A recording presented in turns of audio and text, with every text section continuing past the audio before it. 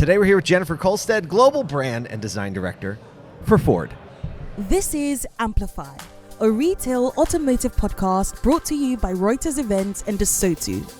It's time to make the most innovative voices in retail automotive louder.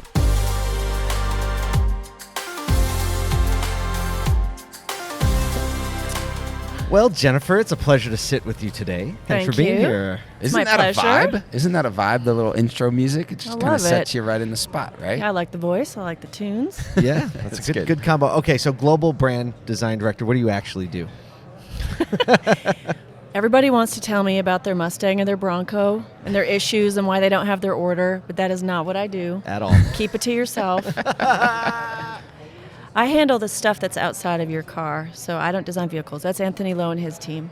I do the other things. So I like to tell people I am the manifestation of brand. So the way that we're sitting at this table right now, I think we need a T-shirt for you. I am the manifestation of brand. I love it. That's a You great like T-shirt. it? I do. I like it a lot. So it's the buildings, definitely. Ford has 200 million square feet of building, a footprint, including dealerships. That's a lot. I'm not saying like we're doing it all, but that's ours out there in the universe. That's in your purview, yes. Yeah, and it's experience too. And it's the things you hear and taste. And I mean, we're standing at food and beverage and a hotel. We're doing a lot of things that people don't know about, but that is our brand now. Yeah. And so you're thinking about those types of things, right? The physical spaces, but also the digital spaces as well. To a degree, yeah. I mean, full disclosure, I don't code. I don't do the things. Yeah. But it is my responsibility to make sure that experience is seamless, cohesive, consistently wonderful. So, for example, Ford's standing up an e-com platform right now. I'm not designing that, but continuity is the key. So whatever I do stand up in this store of the future has got to be consistent from a CX perspective, equally awesome. Yeah. How do you do that when there's so many different players and hands in the pot? Like you were saying already, right? Ford Blue and the Model E. The Model E stuff. Like already that's tough. And then you layer in buildings and customer experiences on the ground level. Like, what does it take for a team to kind of wrap its hands around it and make sure that there's not drop off at touch points for customers where they feel like they just got plopped off a cliff off of your brand? I'll tell you, when I joined Ford, I got a doctorate in diplomacy. It is all of this work. No, really. All of this work is dependent on relationships. The people that internal to Ford, and like you're suggesting, like they're everywhere. Whole team stood up, self-sufficient and running. They got their own KPIs, like they have everything. They're going. So to infiltrate and make friends and like build the trust so that you can do the work, because my work, as you can imagine, is all that in-between stuff. It's like the glue. Like I'm neither Ford Blue nor Model E, but I'm both. Yeah. I'm kind of the umbrella piece that will allow those things to live and breathe over time. And those groups also typically have a near view because that's what they're tasked with doing, right? Yeah. Like Wall Street wants to know, how you doing, Jim Farley? Right. Quarter by quarter. They definitely do. Yes. And so what's the far view? The far view is the horizon, right? We do a lot of futuring in our work, which is to like set our 5-year and our 10-year targets. And, to a large degree, that's speculative. That's like looking to other things and then Especially formulating right now opinions. in this environment. Oh my God. What's going to happen in 10 years? Who the heck knows? Moore's Law is what? Yeah. Right? Yep. And right now we're playing in technology and metaverse and all of this stuff. 10 years out. Major platform change, transition. Yes. Yeah. What, as much peek behind the curtain as you can give, what are one or two of the projects that you're working on right now that are looking at the world in a far view? I am definitely excited about future of retail. I mean, this one's really getting me going right now because it is such an untapped category. And you're asked the question, well, what is the future of this? It's basically a start over. It's like we got to back up and stand up a methodology and reevaluate base principles, like start from the beginning, which is very exciting when you're a designer. So we had a panel just a little bit ago, and you said that when you needed to bring in an architect, you kind of zigged where everyone else usually zags. Yeah, actually, I heard one of our retail experts say to one of our externals say, the future of retail is whatever you think you should do the opposite. I agree with that. Whatever your instincts are telling you, pivot, go the other way. So, logic would tell you hire a really good commercial architect, like a Big, like a Foster's, like some real successful one, right? So we did the opposite. I hired a residential architect that is amazing at human scale work and understands sustainability, because future of retail should be what, guys? It should be net zero. Yeah. It should be carbon zero, net positive. It should be all the things. So you have to go into a different space category to get that. And so you hired a residential architect. I mean, they do commercial too, but primarily residential. Did you get any weird looks? Yeah.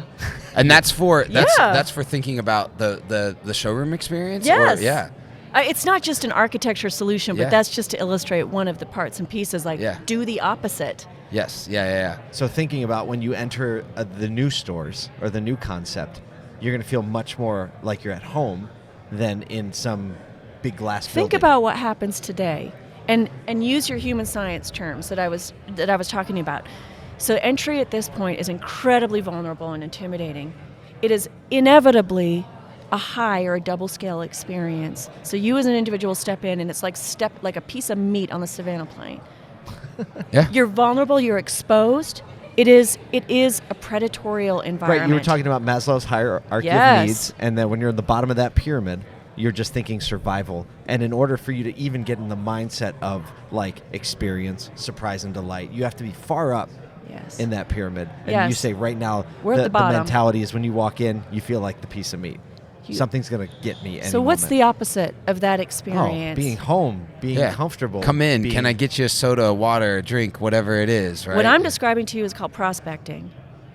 The opposite is refuge. So now you got to construct a state of refuge. Ooh, Instead, I like that. the opposite. That's the residential piece.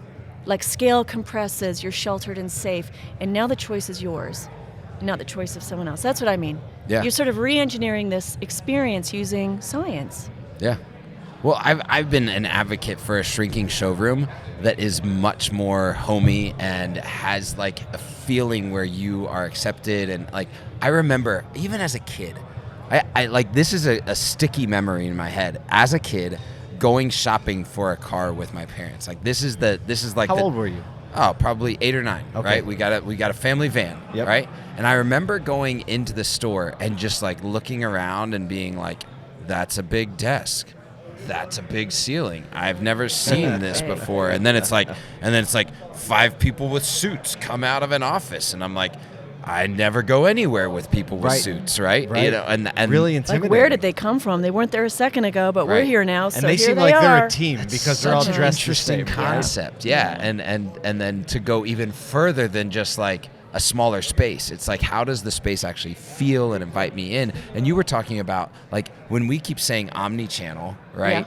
Yeah. We think that people can do the same thing everywhere, but experiencing the same thing. So if you're I want to buy at home, well, why wouldn't we also drag that experience into the other spaces that we're operating in as brands, right? Remember what I just said about do the opposite. Yeah. That is actually the, I'd say the broad-based understanding of omni, but that is not true. This physical space that we're trying to reinvent it first begins with trying to understand what are the opportunities or what are the things that I can achieve in a physical space with people that I can't possibly do online. Yep. Right? Yeah. And then providing for that. If we say... What's so valuable about that experience that I crave it, that I can only do it there? It starts with human-to-human connection. Absolutely. Right? Oh, now you're speaking our language. Yeah, Now building you- relationships. now You you're about to can't do preach. that online. Right. Memory making. All of those things, those tangible things that stimulate our brains in a very specific way, that is our responsibility. So Ford recently opened, it was, what is it called? The Experience Center? Oh, yeah, we did that. Yes, I know. Have you been there? I haven't been there. I would love to go. Please though. come. Okay. We'll Let's do look it. it up. We should. We just won a American Institute of Architects award for that. I know. I saw all this Yes, stuff about yeah. it. Tell us all about what is the Experience Center and what's the intention behind it? Okay, so we opened that, January of last year. We kind of snuck it through during COVID. We built this pilot. We call it the pilot because we were able to test a lot of this thinking. Not test, but show forward what we meant with this incredibly human-centric methodology and a new I mean, if you go there, you will visibly see a new brand. You'll go, I can't believe this is Ford. More important, you'll feel it. You'll go, I can't believe this feels like Ford. And that's the human science piece. I love that. It's like there's a feeling that comes out of experience. So explain it. Explain the experience. Like walk us through just a little bit. So for example, this is a renovated building. Yep. It was, and it happens to be the shape of an oval. I mean, like, of course it is. Naturally. Yeah. So we took this, really awful building from the 80s. It's always the best way. And we the best. We reskinned it. That means like putting new glass on it. We took everything off down to the studs. We reskinned it, new roof. We tore down the majority of the interior walls. We based it around well principles, well philosophy, which is that this building will make you healthier for being in it. Ooh. It faces the Unlike Henry Ford the building Museum. we're in right now. I mean, I wouldn't call this the healthiest space. No. But in the FXC, you will see a green lawn. You'll see nature from every place that you're in. In a meeting room or a training room, you're going to see green grass and natural light. And it's a white, clean space that lets the brand grow and breathe over time. You will not see a Ford sign anywhere, ironically. Oh. Because you are meant to feel Ford. That was a big thing, too.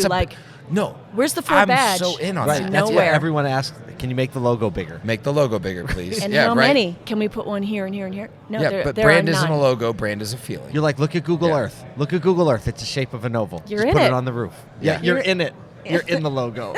I love that. What's the function of the space? How are you using it? So it's an event and conference center, but we designed it for our global dealers. Yep. So that they could come and legit feel Ford, learn the curriculum, be together, the global dealer roundtable, for example. We designed it for our fleet customers who typically transact where they are. We want to invite them to Dearborn and experience Ford hospitality. And then our employees, too. So we've got training and conferencing. But it kind of worked out different because then the board came over and tried it out. And guess who wants to have their board meetings there now? Even though there's not a logo. And we're doing the town halls and Jim Farley's, press events and event launches. It's all happening there. It's become the heart. Okay, well, we are definitely going to come and visit. We're coming. We're going to bring cameras and the whole 9 yards. Yeah, cameras and everything.